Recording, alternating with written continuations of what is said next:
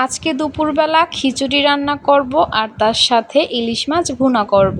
ফার্স্টে আমি চাল ডাল নিয়ে নিলাম।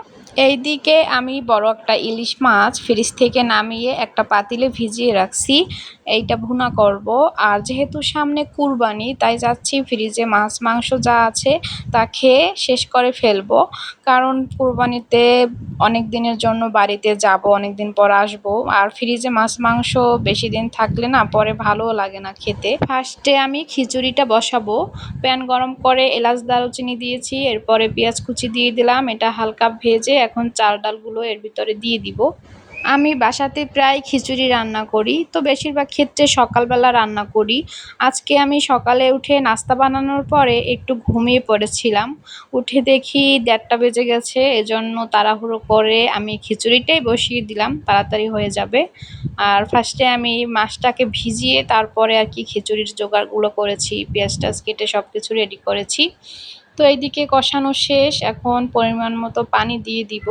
আমার কাছে ঝুরা খিচুড়িটাই ভালো লাগে, আর জামাইয়ের আবার পছন্দ নরম খিচুড়ি, যেটা আমি লাস্টের দিকে বাগার দেই। ওই খিচুড়িটা আবার জামাইয়ের অনেক পছন্দ। খিচুড়ির সাথে মাছ ভাজা হলে আমার খেতে বেশি ভালো লাগে। তো রান্না শেষের দিকে আমি কয়েকটা কাঁচামরিচ কেটে এখন এর ভিতরে দিয়ে দিচ্ছি। লাস্টের দিকে দিলে ফ্লেভারটা খুব ভালো আসে। আর আপনারা খিচুড়ির লাস্টের দিকে একটু ঘি দিয়ে দিবেন, তাহলে খেতে আরও মজা হয় খিচুড়িটা।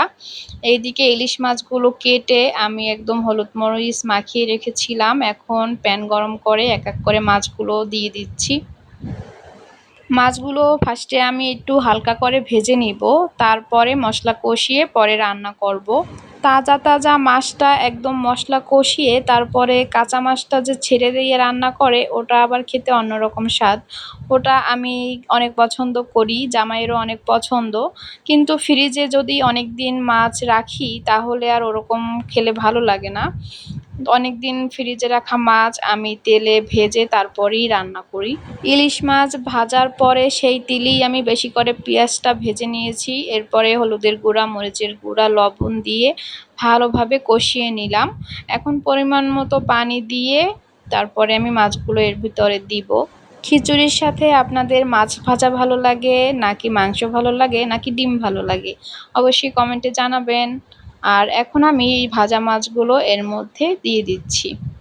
জামাই অনেক ঝাল খায়, তো এই জন্য আজকে আমি বেশি করেই মরিচের গুঁড়াটা দিয়েছি, যাতে একটু ঝাল ঝাল হয় আর কালারটাও সুন্দর আসে। তো এই যে সবগুলো দিয়ে দিলাম, এখন রান্নাটা হচ্ছে। কিছুক্ষণ ঢেকে রান্না করব। রান্না বান্না শেষ।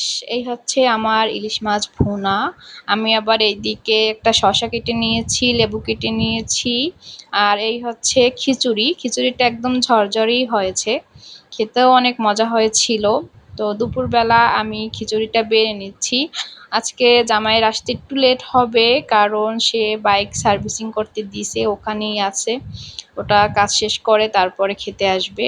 তো আমি দুপুরবেলা খাবারটা খেয়ে নিচ্ছি। জামাই ফোন করে বলছে লেট হবে, তুমি খেয়ে নাও। এজন্য একা একাই খেতে বসে পড়লাম। তো খাবারটা অনেক মজা হয়েছিল।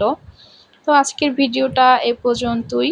ভিডিওটা কেমন লাগছে অবশ্যই কমেন্টে জানাবেন। আর যারা যারা ভিডিও দেখেন অবশ্যই লাইক কমেন্ট করবেন।